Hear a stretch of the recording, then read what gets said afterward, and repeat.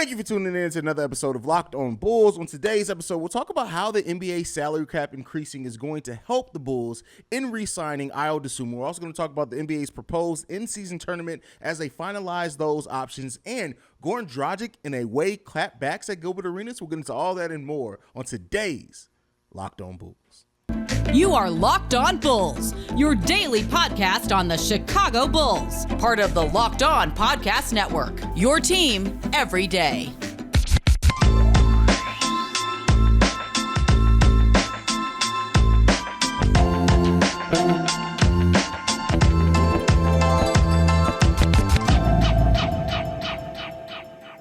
Thank you for tuning in to another episode of Locked On Bulls.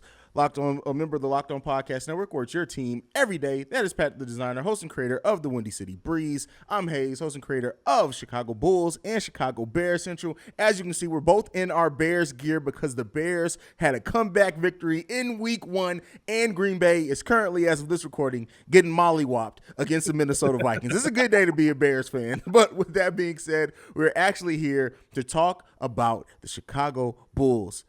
Pat, the salary cap is projected now to be about $10 million higher than what it was initially expected to be.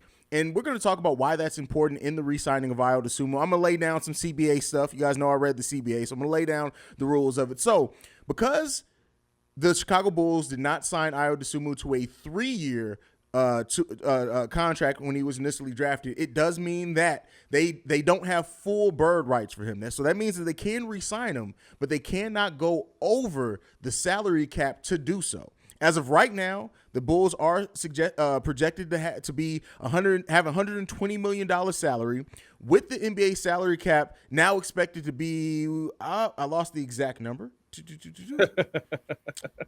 Technology, bro. Lost the exact number of what it is. I know it's expected to be $10 million higher. I think the Bulls are going to have a little bit of flexibility in there by the sign of like $13 million. So that's going to kind of give what they can as I work my way through finding the exact number of what the salary cap is going to be now. Pull it up. I had it here too, and now it's gone. Listen, you gotta love it when you have everything set up beforehand, and then the minute you start something, it all goes away. It kind of, that's just how life works. But with that, okay, so as right now, the salary cap is projected to be $134 million. So that leaves the Bulls about $14 million to work with when it comes to Ayo Dosunmu's contract. Now, if they, for some reason, can't, they do have the Gilbert Arenas provision to still re-sign him. This is why I did say before that it's a little bit different. They don't, even though he'll be a restricted free agent, they don't have the same capabilities to match any deal that he's offered blindly. They're very restricted in how they can do that. A team can technically offer Ayo Dosunmu a poison pill deal, which would almost make it impossible for the Bulls to re-sign it based off how the structure has to be done for the Bulls salary cap. But Pat, what do you think about this little bit of extra relief coming to the Chicago Bulls by the salary cap being $10.4 million higher than what it was initially expected? I mean, I think the big thing is, right, like at the end of the day, you have the ability to sign back players that you feel really strongly about. And that's something that the Bulls absolutely need, right? Because, like, especially with a guy like Ayo Dosunmu, this season is going to be, I think, a big season for him to really show, like, okay, I'm more than just possibly a bench piece at the end of the day. And you might be able to get him on a little bit of a deal because he's from here, because he enjoys being a Chicago Bull, because this team is winning. So I think that having that flexibility in there to sit down with him, maybe even mid-season, and say, listen, this is kind of where we're at on this, and you're playing really well. Can we work this out? I think that that's something that the Bulls really need to take advantage of. And I mean, listen, if Ayo continues to develop in the way that we saw him play in his first season, you absolutely need to be doing everything you can to lock him up. Now, I don't think you overpay in that sense, right? But like you need players that are going to be in the pipeline, continuing to grow with this team, as we debated on the last episode of Locked On Bulls, right? Like, this is a young team, and you want them to continue to develop young. And so I think Ayo Dosunmu was a really key piece of that.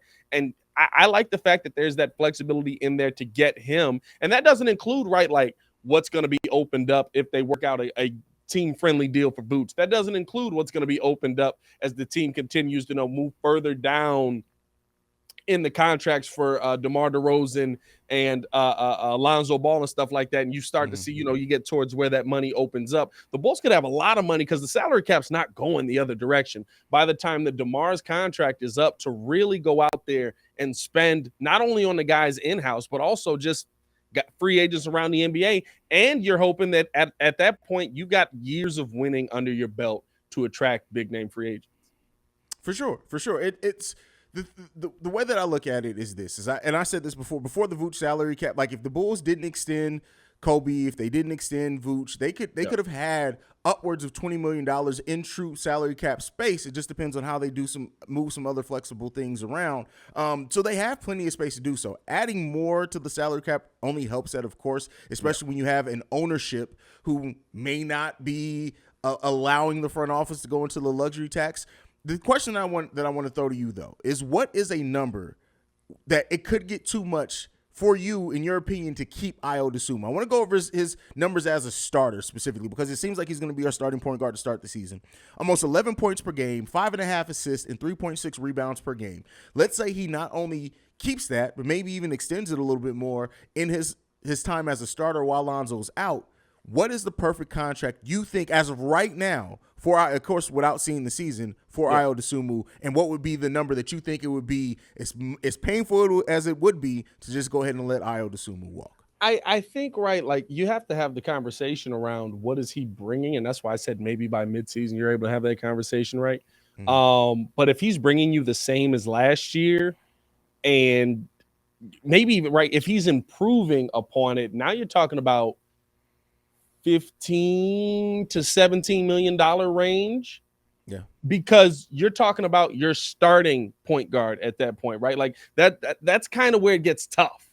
Like, if it depends on how far into the season as well Lonzo goes, right? Like, if you're talking about paying him as a backup point guard, young guy, now you're talking about the $10 to $12 million range, right? Kind of keeping it low range. I don't think you'll get a long-term deal on it either, because he is so young. He's going to want to hit free agency if he's showing what he can do, depending on kind of how that's going to structure. You might see a 2 to 3 year deal. That's why I'm saying you might see bigger numbers in there. 15 mil could be in play, but it also depends on when Lonzo Ball comes back. If Lonzo Ball comes back and it's early on in the season and Ayo's kind of your bench point guard, yeah, you're talking about extending them maybe a couple of years. I'd feel strongly about 10, 11 million, somewhere in there per year.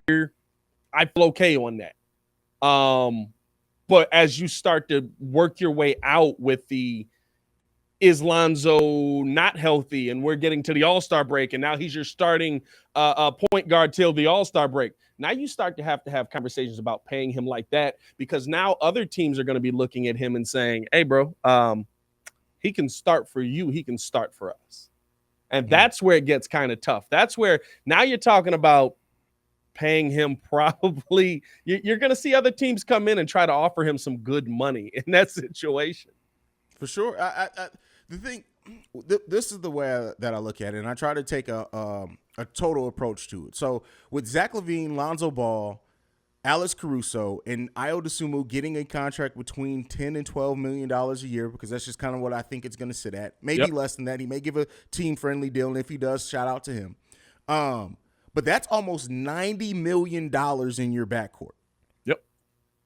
You're willing to pay that? You don't think that's too much for I backcourt think, positions? again, right, I think it depends on what the player is. We're talking about an Ayo Dosunmu that improves. An improved Ayo Dosunmu is what? Now we're talking about improvement. He's 11 points a game last year. You're talking about what, 15 points a game? As a starter, he was less than that overall, but as a starter, he was 11. Right, yeah. I'm saying as a starter. I'm saying that's kind of why you have to have that conversation, right? Like, what is Ayo for us moving forward? And are you paying for the insurance that comes with him being behind Lonzo Ball?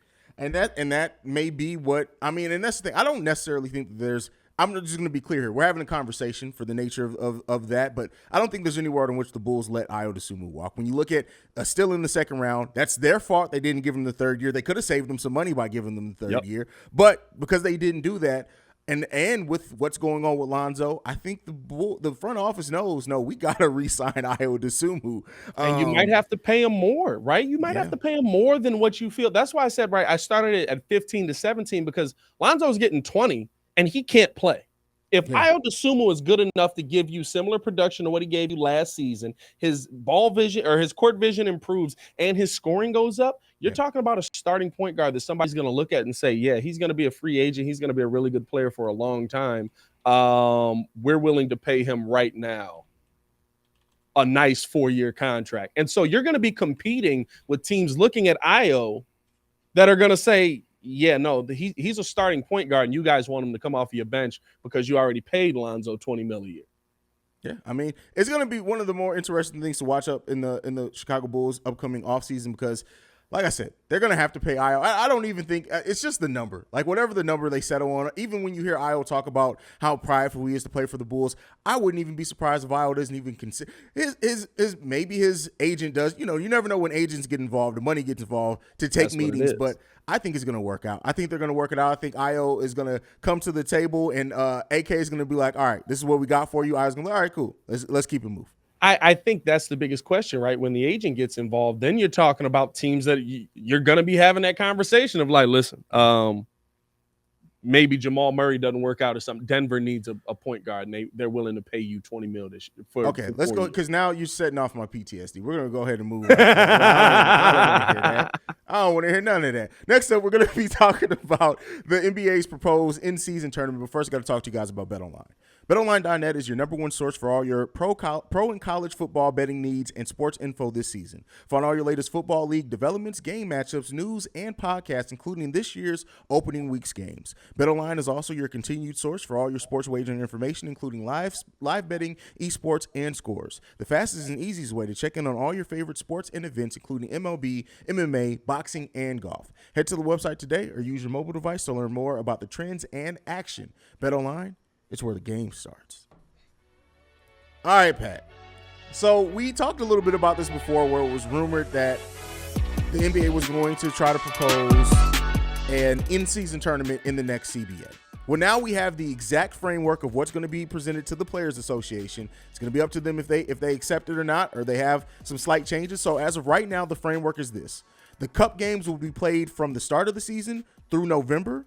And then 8 teams will advance to single elimination final in December. And then the other 22 teams will just play on with the regular season. All games will be part of the 82-game schedule with one extra game for the final 2 teams in the final. That's the only one that would not count towards the 82-game schedule. The key thing, I think when me and you initially talked about this, is how do you incentivize an in-season tournament, and we thought it was going to be more games added to the schedule. Yeah. Well, now that it's the Cup games are basically, it's not even an in-season tournament per se. It's a beginning of season tournament by the way that you're basically starting off the season with the tournament. Right. Does this change anything for you, the fact that those games are part of the normal 82-game schedule now? I think it makes them less I think it makes it less likely that players will rebel against it. Mm-hmm. But I don't think that it increases the importance of it. And what I mean by that is, right, like it's a part of the 82. Guess what? I was going to be playing this game anyway. I had no choice but to play this game. Like I'm going to be playing basketball on this day regardless. So I'm going to be a part of the tournament.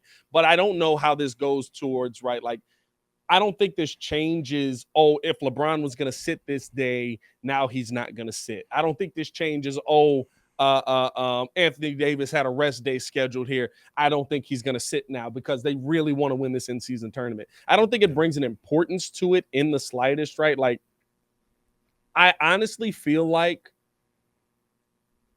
players will look at this very similar to the Summer League Championship. Okay. 100%. I honestly feel like that, right? Like the Summer League Championship means absolutely nothing, but it's nice. Here's what I feel like, and again, somehow the NBA, even though the WNBA does not get as much notice, it seems like they try things out in the WNBA that eventually come over to the NBA. Yeah. But with that being said, like my thing is, how do you incentivize the championship game, not only for fans, but for the players? Because, all right, the beginning are part of the normal 82-game season. Okay, cool. It's games we were going to watch anyway. Like you said, I wonder if that changes, like, the number of – because right now you face your in-division teams 4 times, and then inter-conference teams 3 or 4 times, depending, and then the Western Conference teams or the Eastern Conference, depending on what conference you're in, 2 times. Yeah. But I wonder if that changes that at all. If they're just still – like, at that point – it's not even an in-season tournament. Basically, to me, it's more confusing to do it that way, but I still need to know what's going to make the championship game special, because I tell you what, even in the Commissioner's Cup, in the WNBA, it really doesn't feel like something special most times. Like, it doesn't matter. It doesn't put you atop anything. Well, how does it, if you win the Commissioner's Cup, right, you're basically guaranteed a playoff spot. No, you're not. You know, it has nothing to do with playoffs. You're just, every player gets I think it's $500,000 or $50,000 extra. That's what it is. That's it on the Commissioner's Cup. Yeah, and this is the NBA. Like, why would they care about? Now, originally, when this in-season tournament was proposed, it was said that the team that win is guaranteed one of the 8 spots in the playoffs. But that was before the play-in. Like, so, I mean, that's before, the play-in and everything like that. So now it's just like, to me, I feel like this is cool as far as a framework, as far as not adding games to schedule, keeping players' injuries chances down, things like that. But you still need to incentivize the championship game to make it something special. And as many trophies as they added last season, another trophy ain't going to do that, brother. And I think that's the thing, right? Like, here's the thing. Who cares if you won the Bill Russell Award? Like, it didn't even feel like the players cared, right? Like, nobody's going to, at least now, I think the thing is, it's so new. Is anyone going to bring this up in conversation? That's really what it comes down to. Like, it's so new. Like, is anybody going to bring up in a debate that Jason Tatum won the Eastern Conference Larry Bird Award? Yeah. You know what I mean? Like, I think it's something that you have to put in, and it's just going to take a lot of time. And I don't think that's a reason not to put it in. But to me, right, like, for the players that are in the league now, you'll probably be to the point where Luka Doncic is in the second half deep of his career before people actually care about an in-season tournament, or before people actually care about these awards, because it'll be something that's like pushed up more, right? Like, I think it's just going to take time for that to become something that more people care about, because we're so used to what we've seen, and you're not changing anything about what we're seeing. That's the thing, right? Like, you're just adding stuff to add stuff. You're not changing the Eastern Conference Finals. You're not changing the finals or the NBA playoffs. You're just adding stuff to them, but the playoffs are exactly the same. Yeah. And I think that's the hardest part of it. There's no incentive for me to care more about this as a fan, and I feel like it's even more so that for the player. And that's the biggest question in this. I mean, I'm sure they'll work out over time and things like this, but initially I can see this being one of those things where it's like, wait, yeah, that's right. The Celtics did win the Commissioner's Cup this year. Oh, yeah, okay, cool. Who cares about that? Like, how far are they going in the playoffs? Like, yeah. I would almost rather. I think that's what it means. It's sad, but I've said this a lot. These kind of tournaments mean more for bottom of the barrel teams. Because does it? But the thing is does it if they're not gaining like a guaranteed playoff? Like, it does it even mean anything then? But go ahead. I'm sorry. Well, no, that's what I'm saying, right? Like, these kind of tournaments to me mean more for bottom of the barrel teams, because you have to guarantee some kind of play-in spot at a minimum. You've got the play-in at 10 and 11, so you might as well guarantee it. At 9 and 10, so you might as well guarantee it. But these mean more because an underdog story means more than the Chicago Sky won the Commissioner's Cup this year, but they're not in the WNBA Finals. Well, they lost the Commissioner's because they was in there. They lost it, though. So. Or they lost the True. The Aces won, right? Yeah. The Aces won. That's what I mean. The Aces could very well win the WNBA Finals and the Commissioner's Cup, and nobody's going to care that they also won the Commissioner's Cup. Nobody's going to care. So yeah, I mean, it's not. I don't think you're adding anything. Where's the value that's added? That's the biggest question, and I don't think there is any value that's added by them winning an in-season tournament. Yeah. I don't know, bro. Like, they're gonna have to work it out. It's gonna be something that Adam Silver and the NBA executives, and I'm sure the players union, are going to look at. Like, the biggest thing for the players union isn't necessarily like incentivizing with money, cash, things like that. I'm sure that's going to be included as well. But like, you're asking a team to play another game. Why? Like, there has to be a why for it. What makes it interesting? Nothing. To me, nothing. Like, there's nothing in this that makes it interesting. What could be done? that could make it interesting. Bro, almost, and I was going to say this and then I stopped because I know we're close to the end of the segment, but the only thing to me is if you take the bottom teams in the league that don't make the playoffs and say we're doing a single elimination tournament, whoever wins gets the number 1 seed. That's the only thing I'd care about. I'm not. I was gonna say like this is gonna sound crazy. Okay. The teams, the leagues where this works in, because this is more of a EuroLeague thing. Yeah. Take part in relegation. Yes.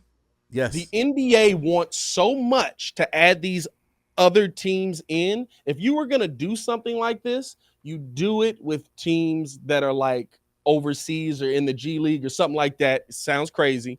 But you get an opportunity to join the NBA if you win this tournament. That's the only time. You have talked about this outside of the podcast before. I honestly, I would not replace it with a G League versus EuroLeague. Like, I don't know, bro. Like, this concept does not interest me. It doesn't interest you when all the teams that you have are the teams that you're going to have no matter what. Yeah. Right. Like when these tournaments come in, like in EPL or in soccer or in like World Cup games, stuff like that, like this team's franchise life in this league is on the line. Now, they'll never do that. But like, to me, that's the only time these kind of tournaments are interesting, when like some underdog team all of a sudden makes it into a major league, you dig, and now it's like, oh, snap, they playing in the NBA now. Yeah. I don't know. We'll see. We'll see. They got the work cut out for them. They got the work cut out. Next, we're gonna comment on Goran Dragic, making comments on Gilbert Arenas. But first, I do gotta ask you guys this: Steph Curry, Kevin Durant, LeBron James, Giannis Antetokounmpo, who was the most valuable NBA player this season? Locked On and Bet Online present the NBA Top 50 Most Valuable Players starting on September 19th. Find out on Locked On NBA wherever you get your podcasts and on YouTube. But all right, let's go ahead and get into the next topic, the last topic for today. So Gilbert Arenas had a little critique that he threw towards Giannis. You know what? It wasn't little. It was hate. It was shade. That's hate. All it was. It was hate. And usually people throw the word hate around too easy. Like if you say like, hey, yeah, he needs to improve his shooting. Why are there so much hate? That's not hate. What Gilbert said to Giannis was hate. Now, the NBA players are starting to clap back, and our very own Goran Dragic decided to speak on this when he was interviewed post-game. He said this: Giannis is the MVP. Gilbert Arenas is not. Was he ever MVP? I don't think so. So we can't talk about Giannis. Giannis won the championship, won the MVP award. He was Defensive Player of the Year. That's it. Enough said. Normally, I give Gilbert a lot of like credit with his takes and stuff like that, because he does come with quite a few like hardline takes. Yeah. But usually he has like a basketball point in there that I somewhat can be like, I see why you're saying that, to agree with it. But how he basically said that Giannis has improved nothing in his game outside of getting stronger, I question how many Bucks games you've watched. And I'm not a Bucks fan, and I can see that Giannis's game has improved leaps and bounds, just his game going to the basket alone. Yes, he does have the game where he can just play through the contact and finish at the rim. Mm-hmm. But like, there's no way you look at Giannis and you don't say he's a better passer.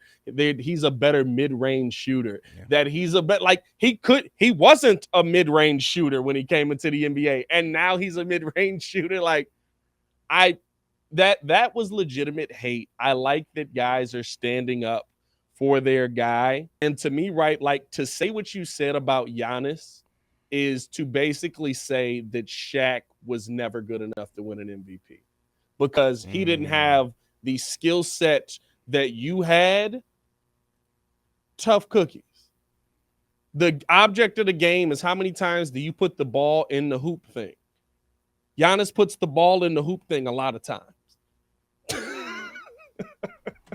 I mean, true words have not been spoken there, my friend. There's nothing to respond to that. It's a simple game, baby. Like, how many times do you take ball, put ball in hoop?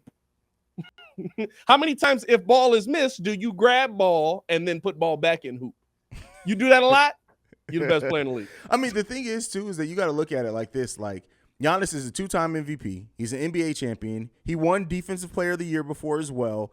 That already alone is a case. When you throw in his All-NBA selections, All-Star, everything, is a case to be a Hall of Famer, and he's 27 years old. Shut up, Gilbert. Shut up, Gilbert. That's all. Shut up.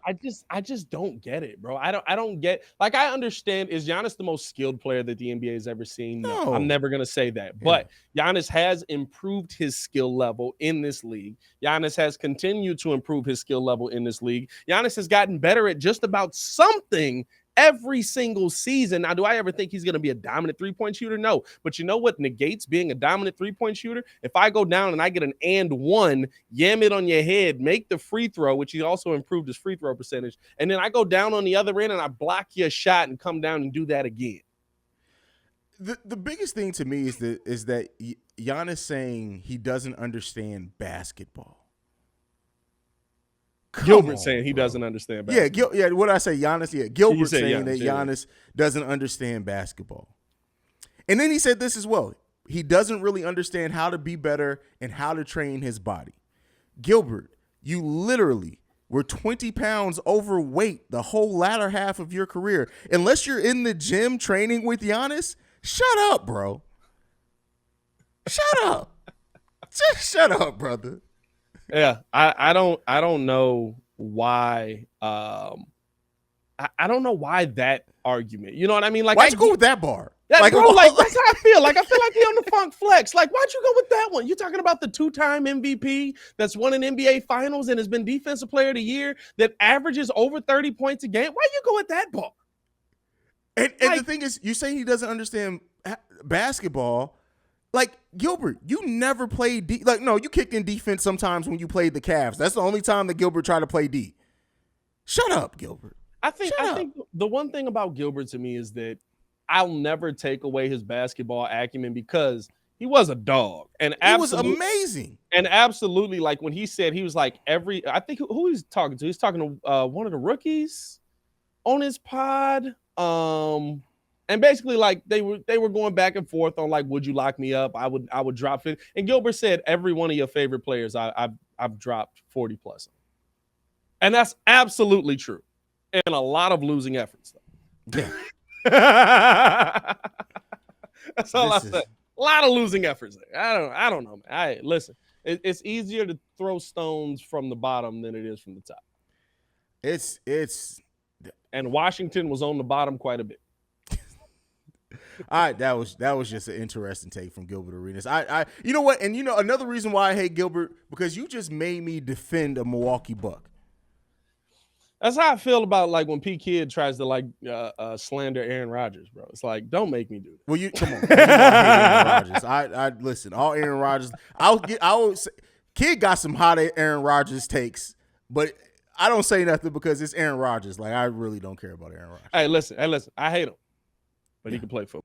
He can play. Like, don't make me do this. He can throw the ball. Yeah, don't put me in the position where I have to defend it. Well, Pat, that's what it is. Don't put me in a position where I got to defend a dude that's literally gonna put 30 up every time I see him. Like, please. Well, let's see. We next week we'll be talking about that. But anything left, Pat? If not, man, let's go ahead and send them off. Bro. Hey, man, that's it for us, man. Appreciate y'all for showing love. Follow me on everything at Pat the Designer. Follow us both on everything at Locked On Bulls.